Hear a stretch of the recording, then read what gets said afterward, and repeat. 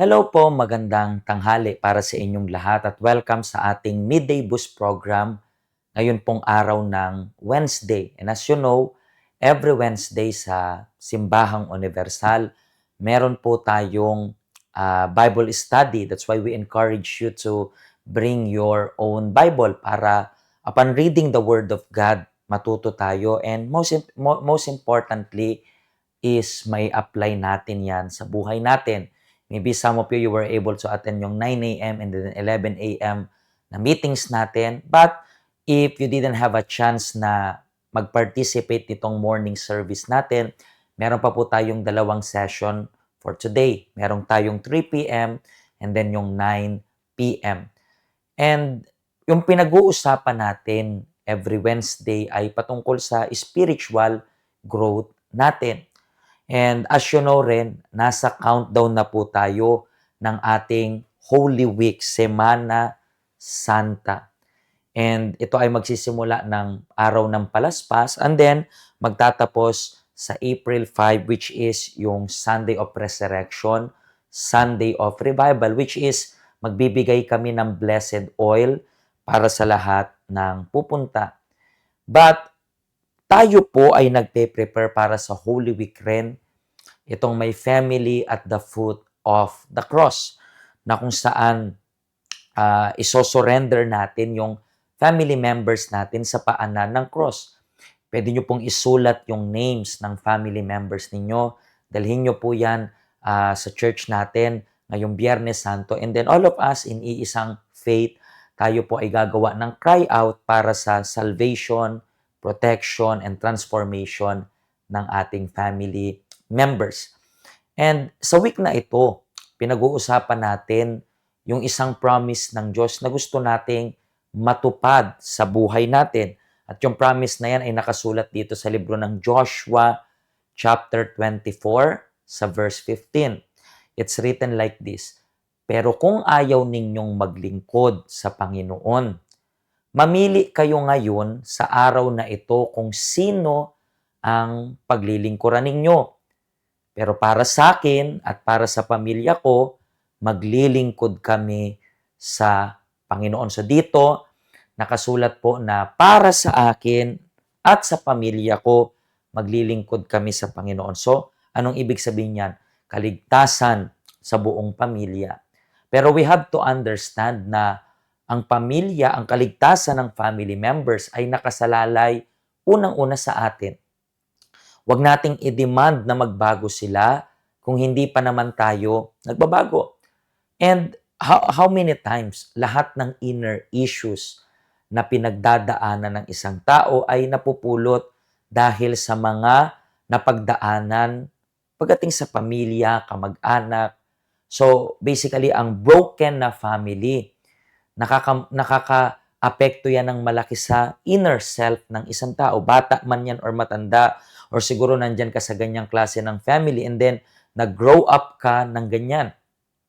Dala-dala mo yung problema, sitwasyon, or komplikadong feelings sa loob mo. But at the same time, kapag ayos tayo sa loob natin, kaya nating madama yung anak, madama yung asawa, madama yung family member sa pagbabago na una ay sa atin nagmula. That's the reason why ang pinag-uusapan natin ngayong week, paano nga bang mabuo muli? Kasi ngayon yung step 3, and kung hindi nyo po nakita yung step 1 and step 2, mas maganda pong i-check ninyo sa ating YouTube channel. Nandiyon po yung part 1 and part 2. And today, pag-uusapan natin itong part 3. Kasi nga, kailangan una. So, kailangan mo munang buuhin yung sarili mo. Kailangan mo munang ayusin yung sarili mo if ever na gusto mo na maging maayos yung family mo. And today's step, let's see kung anong step number 3 kung gusto natin ma-restore or mabuo muli. Ito yung number 3. Extend forgiveness to others. Anong ibig sabihin yan? Kailangan natin magpatawad. Kung na-discover mo, like for example, yung step number 1 natin, you acknowledge na naging bitter ka sa isang situation na siguro may nakapanakit sa'yo.